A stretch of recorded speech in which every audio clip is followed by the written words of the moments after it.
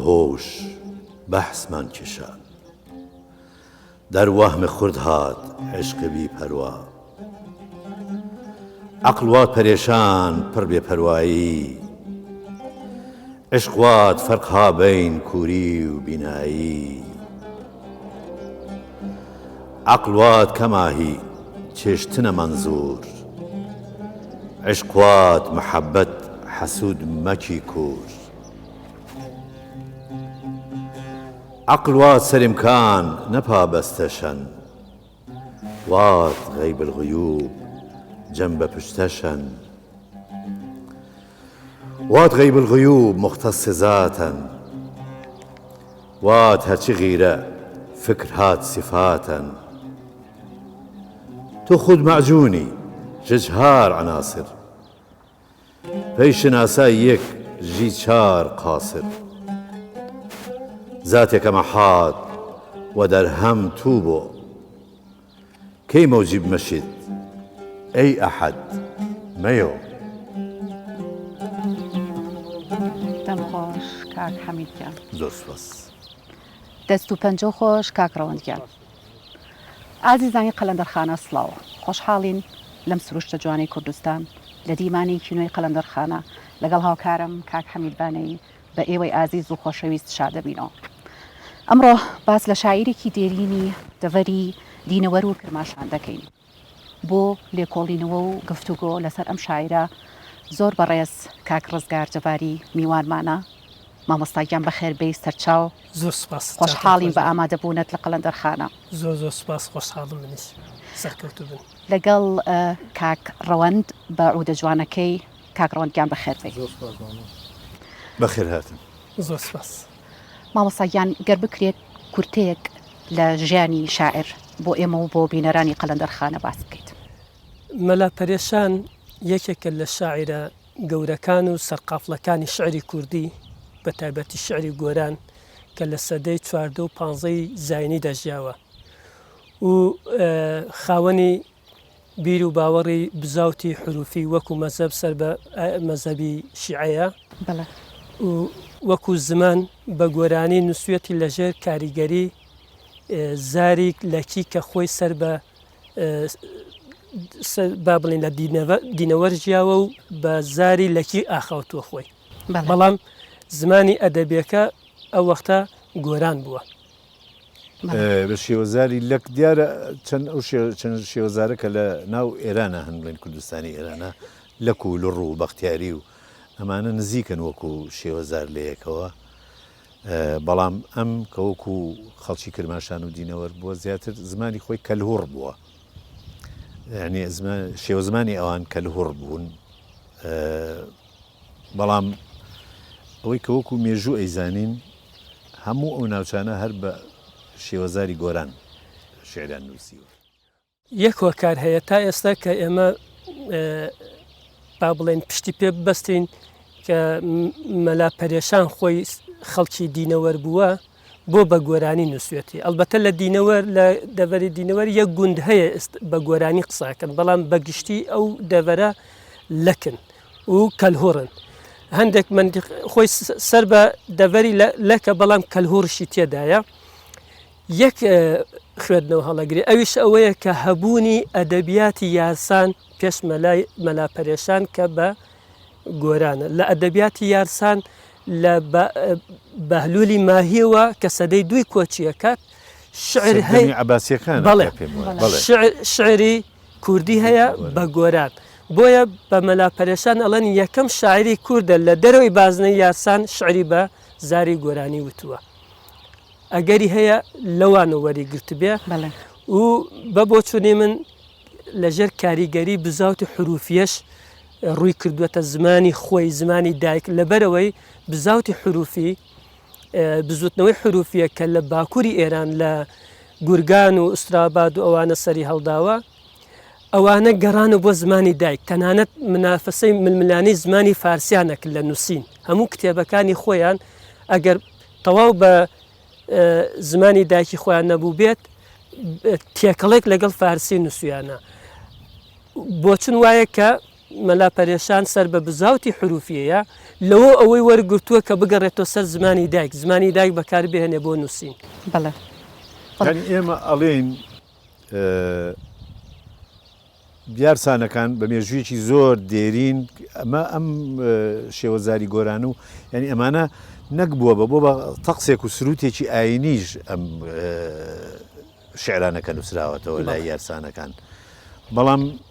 ینی مەلا پەرێشان لەو شێوەی بزوتنەوەی چۆتە دەرەوە بەڵام هەر بەو شێوەیە و هەر بە هەمان ڕیتم و بە هەمان شێوە بەڵێ کە کێشی دەسیلابی دەبرگەی پێڵێن ئەمە لە مێژایە ببورن لە شعری فەهلەویات کە من ئیشی تێدا دەکەم تاک شعرێکم دۆزیوەتەوە کە ئەگەڕێتەوە بۆ 1300ەکان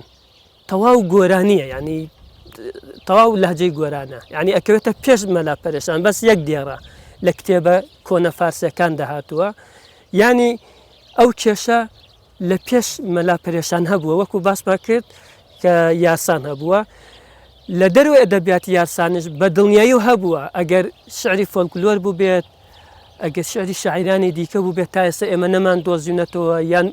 زۆربەی زۆری ئەو ئەدەبیاتە کەماوەتەوە هەر دەبڕگەیە ینی یەکێکە لە بڵێن باوترین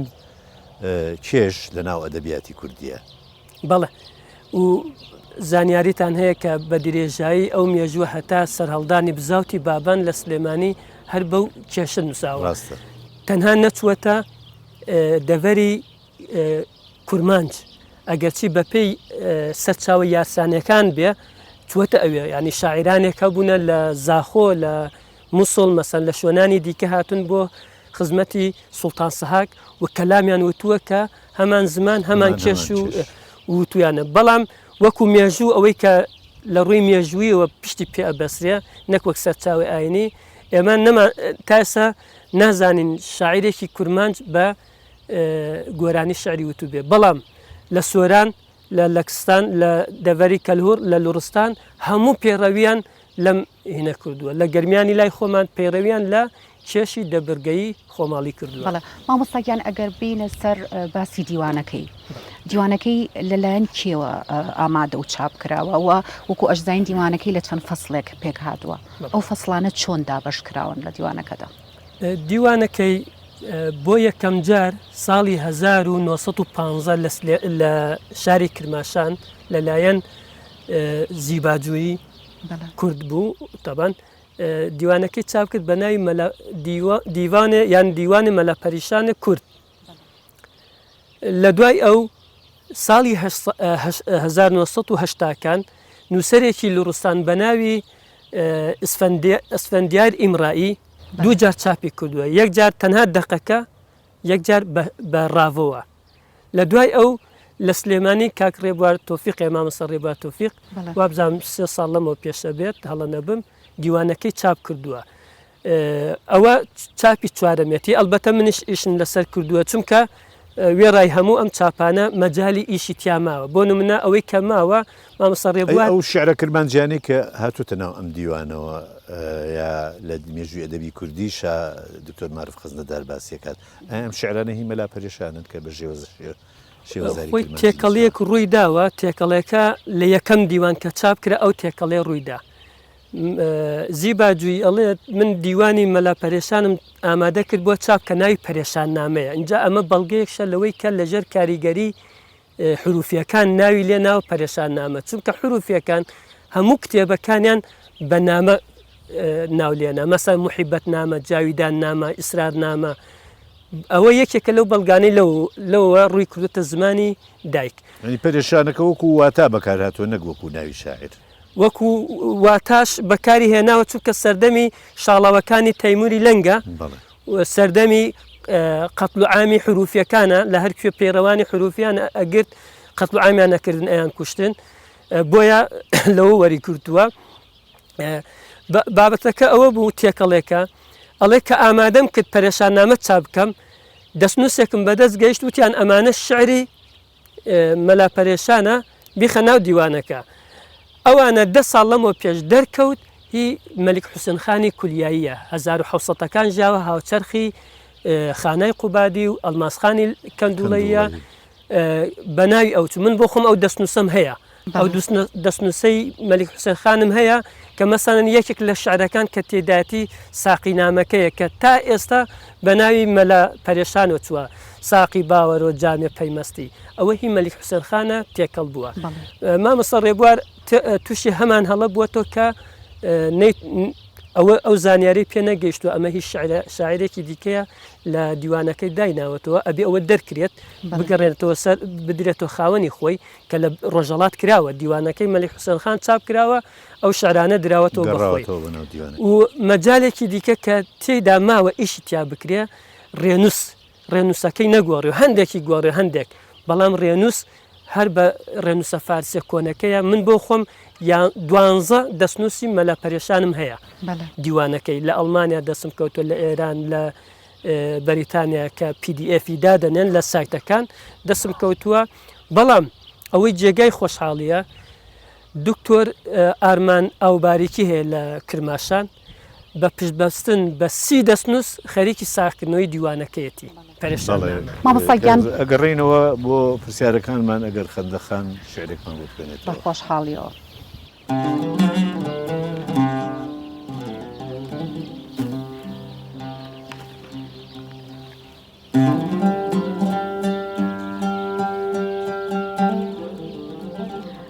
من بسم الله من بسم الله ابتدا مەکەم من بسم الله پەرێشان نامە ذکر مەکەم لە نەئارای هەر کەس پەی فەنا في الله لا رطب لا يابس إلا في الكتاب كتاب دروج وحمد وفصل خطاب حمد بسم الله مندرج بيا أو نيز جيباغا هزار قلچيا با دو يك خدا يكي رسولا نقطي تحت با زوج بتولا با شناسابي ونقطي تحتش أشكرابي درياي رحمتش قرآن جيب زما كيمدي خبر كتاب مبين يعني بيان كر زمان أيام جاهلت بي نبي هاد شبعت نازل بنبي نبي وات وليم جيزدان فرد نبي وولي الله ثابت كرد ويك حرف كردش سمطلب تمام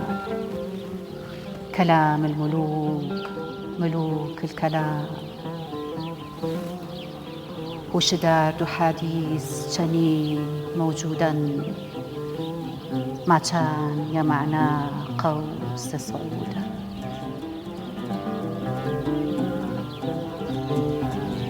دەم خۆش کاک ڕزگار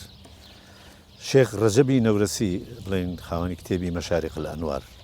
پەیوەندی چی بووە بە مەلا پەرێشانەوە ناوی دەهێنرێت؟ بەڵێ شێخ ڕەجەب خەڵکی بابل بووە هاوچەرخی مەلا پەرێشان بووە یەکێک بووە وەکو باسەکرێکێک بووە لە پێڕەوانی بزوتنەوەی حروفیە جا ئەوەی کە بووەتە بەڵگەیەک بۆ دەستنیشانکردنی سەردەمی ژیانی مەلا پەرێشان ئەو ئاماژەیە بە شێخ ڕەجەب هاوڕێی بووە لەو شوێنەی کە باسێکاڵێ 50 ساڵ خزمەتی وحدەتی کرد ئەوجا ئەو پرسیاری لە من کردو لەبارەی وحدەت و یعنی تا ئاستێک ئەتوانین بڵێن ئاستی زانیاری خۆی تێگەشتنی خۆی دەرەخات بە بەراوردکردن بە شێخ ڕەجەبی بورسی جا شێخ ڕەجەب ژیانی دیارە ژیاننامەی دیارە سەردەمەکەی دیارە مەلا پەرێشان بەداخەوە مخابن وەکو زۆربەی شاعرانی دیکەی کورد ژیاننامەی دیار نییە تەنها لە ڕێگای ئەو ئاماژە بە شێخ ڕەجەب توێژەران سەردەمی ژیانیان دیاری کردووە کە لە نێوان سەدەی چواردە و پانزەیە یعنی هەندە ژیانی لە ناو 1300ەکانە سەدەی چواردە هەندە ژیانی لە ناو 1400ەکانەواتە سەدەی پانزەی زاینی. بەڵام مامۆستاگیان دیارە پرۆفیسۆر معروف خەزنەدار دەڵێت کە لە پێش هەموو شاعیرانی ڕۆژهەڵاتی ناوەڕاستەوە بووە. بەڕێستان ئەم وتەی مامۆستا پرۆفیسۆر معروف خەزنەدار چۆن هەڵەسەنگێنن؟ ئەلبەتە سەرقافڵەی هەموو بزوتنەوەیەک بۆ کە دیاردەیەکی گەورەیە بۆ هەموو میلەتێک بۆ نمونە دانتی بۆ ئیتاڵیەکان سەرەتای دەستپێکردنی ئەدەبیاتی نووسرا و بە زمانی دایکیان دانتیتر قوت بە جەمسەرە بۆ ئەوان ڕەمزە مەلا پەرێشان لە ناو ئەدەبیاتی کوردی کە لە ڕۆژهەڵات ژیاوە وەکو باسمان کرد لە دەرەوەی ئاینی یاسان قوت بە بەڕاستی دەستپێکەس دامەزرێنەری بزوتنەوەیەکی ئەدەبیە و یەکێکە لەو شاعرانەی غەزەلیاتی نییە ئەوەی کە ئەیڵێ پەیوەندی بە فکرەوە هەیە ئەوەی پرۆفیسۆر معروف خەزنەدار ئەڵێ زیاتریش مەبەستی ئەوەیە ئەڵێ ئەو وێنە شیعریانی مەلاپەرێشان بەکاری هێناوە ئەو وێنە شیعریانە بە هیچ زمانێکە لە پێش ئەوە ئەو وێنە شعریانە بەکار نەهاتوو یعنی خۆی خاوەنی وێنەی شعری زۆر تایبەتی خۆی بە دڵنیاییەوە هەر ئەگەڕێتەوە بۆ ئەوەی خۆی دەستپێکە و داهێنەرە و شعرەکانی با بڵێن باتنگەریە کە سەر بە ئەو بزوتنەوە حروفیە کە ئەفکاری عرفانی و تەنانەت ڕامیاریشە چونکە بزوتنەوەک بووە دژی دەسەڵاتی تەیموری شەڕیان کردووە چالاکیان کردووە و لە هەمان کاتە شعرەکانی تەویلگەرایە خەریکی تەویلکردنە ڕاوەکردنە ڕاوەی ئەفکاری خۆی کە ئەچێتەوە ناو ئیسلام و ئاینزای شیعە و 12 ئیمامی و حروفی ئەمە یعنی ئاین مەزهب فیرقە و ئەتوانین بڵێن کۆمەڵەش یعنی ئەمانە ئەم وحدانە هەرێکە دیارە زۆر قوڵ بۆتەوە لەو بابەت بە دڵنیایی و هەتا شعری هەیە گفتوگوۆی لەگەڵ مەلای دیکە کە سەر بە عەشعەریە. مامۆستاگیان بۆ ئەزمموی بەڕێزت چونکە ئەو شارەکانت خسۆتە سەر ڕێنووسی کوردی ئەم ئەفکاری حرفیە چۆنی بوو بۆ بەڕێزت لە ئەزمموی بەڕێستا چۆن توانیت ئەم بیکەیتەوە بە ڕێنووسی کوردی ئایا قورس بوو سەختی هەبوو بۆ بەڕێزت؟ بە دڵنیاییەوە چونکە بزوتنەوەی حروفیە بزوتنەوەیکی وەکو باسمان کرد باتنگەرایە ئەڵێ ئەوانەی کە شارەزان نەبن لە ناو ئەو معریفەیە نەبن بە کردداری و لێ تێناگەن یعنی هەندێشت هەر بە داپۆشراوی ئەمێنێتەوە کە مەبەستیان چییە ئەوەی کە ئێستا ڕاوا ئەکرێ نووسەران دێن توێژەران دێن شعرەکان ڕاواکەن بە پێی ئەو زانیاریان کەسب کراوانە وەرگیراوانە دیان شەرحەکەن دەنا خۆی ئەزمموی ڕوحی لە ناو بزوتنەوەکە نییە ئەوە لەسەر شعری هەموو عارفانەوە ترە بۆ نمونە حافظ مەولانە مەلای جزیری ئەڵێ هەتا خۆت بە کردداری بەو ئەزممونە عرفانێت تێپەڕ نەبی تەواو لە مەبەستیان تێناگەی ئەمیش ئەگرێتەوە مەلا پەرێشانش ئەگرێتەوە جۆرێکە لە سۆفیزم بەڵێ جۆرێکە لە سۆفیزم و ئەوەی ئەمێنێتەوە لە حروفیە کە لە حرفەوە هاتووە بزوتنەوەی حروفیە باوەڕان وایە حرف هەڵگیری ڕاز و نهێنیە ئەمە لەکوێوە هاتووە لە فەلسفەی عیرفانی ئبن عەرەبی لە مێژووی ئیسلامە یەکەم عارفە کە باسی نهێنیەکانی حرفەکە ئەلبەتە علمی جفر یان سیمیا کە علمی جفر یا سیمیا وەختی خۆی تەنانەت لە حجرەکانش خوێنراوە سیمیا بڵێن وەکو چیمیا قەدیمەکەی بڵێ خۆی یەکشت هەیە یەکشت جاران قەدیم مرۆڤی دێرین و توانە 5 زانست نهێنیە و کورتکراوەی هەر پێنجەکە كله سر کمیا لمیا هێمیا سمیا ڕمیا ئەمانە علم بوونە باسی نهێنیان کردووە کمیا بە هاتنی زاناکانی کمیا نهێنیەکەی هەڵوەشاوە جاران کە زانایەکی کمیا دوو مادەی تێکەڵە کرد دوو کەڵەڵەسا یانوت جادووی کردووە سیمیا هەندێک ئەفسانەی لە پشتەوەی ئەگەر بینە سەرباسی وەکو ئەوەی مەسەلەن ئەوانەڵێ کە کەون لە 4 عنسر پێک هاتووە دوای ئەوە بە دوای بەردی فەیلسوفەکانە گەڕاون کە گوایە ئەم بەردە بەر هەرچیە بکە ئیکا بە ئاڵتون یعنی سیمیا ئەو عقیدە و بیر و ئەو بیر و باوەڕانەی لە باوەڕانەیە بەڵام سمیە بە گشتی ناوەکەی دیکەی بریتە لە زانستی نهێنی پیتەکان بەڵێ وەختی خۆی یەکێک لە شاعرانی سنە کە تەختەیی بووە تەختەیەکان شاعران گەلە زۆر بووە گوندی تەختە لە هەورامان ناوی ئەو زانستانە ئەژمێرێ لە شعرەکە کە لە حجرە خوێنراوە ئاماژە بە سمیە ئەکات جا مەسەلەی پیرۆزکردنی پیتەکان و دانانی نهێنی بۆ پیتەکان کە هەڵگری ئەو فکرە کە پیتەکان نهێنی هەڵەگرن لە ئاینی مەسیحیشەیە لە ئاینی یەهودیشەیە بە تایبەتی بزوتنەوەی کابالیزم ئێستش هەیە یەکەم میلەت یەکەم گەل کە نهێنیان بۆ پیتەکان دانا و قبتیەکانی مسرن کە باوەڕەن وایە هەر پیتێک پەیوەندی بە کەلوویەک هەیە زمانێکەوە ینی ئیساقێکێک لە هەرە زانە و مفەکرەکانی ئەم سەردەمە چۆمسکی نوام چۆمسکیە کە لەسەر ئەو بابەتە قسەی کردووە اینجا لێەوە هاتووە هەتا من لە وتارە لە توێژنەوەیەکم باسی ئەوم کردو مرۆڤ زۆر سەرسامی داهێنانی نووسین و پیت بووە کە داهێنانی خۆیەتی بەڵام کە لە بیری کردووە داهێنانی خۆیەتی نەوە دوایینەوە هەستاون لە هەموو ئەفسانەکانی میلەتان ئەڵێ بوونەوەرانی غەیرە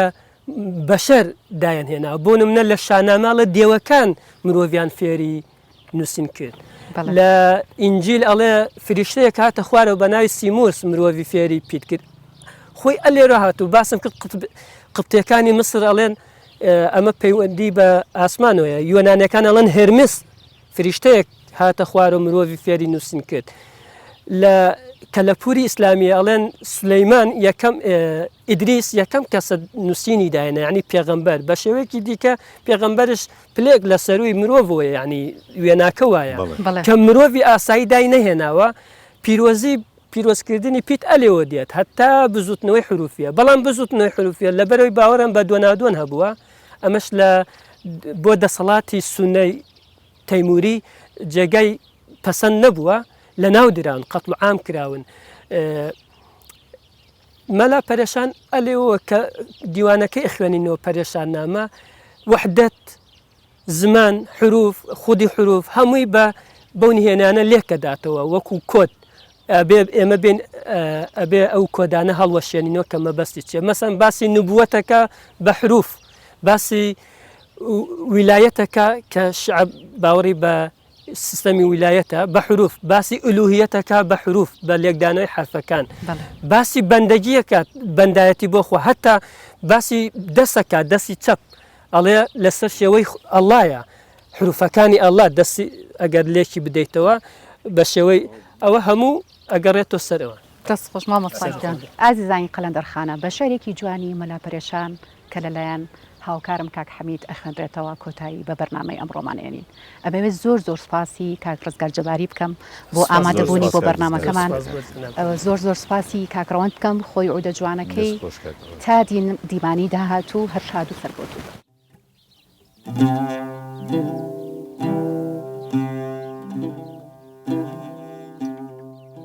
وەسفێ بەندەگی لە من بگو گوش ئەگەر هوشیاری مەکەر فەراموش وەسفێ بەندەگی بزان سە حرفەن حرفی سەکەڵام بە نەحوی سەرفەن ژەوا و وەدود وەفا بکەر زەبط جەساد سەبر و صدق سەفا بکەر زەبط فێ فەقر و فاقە و فەنا و مەحەل خير الكلام واد قل ودل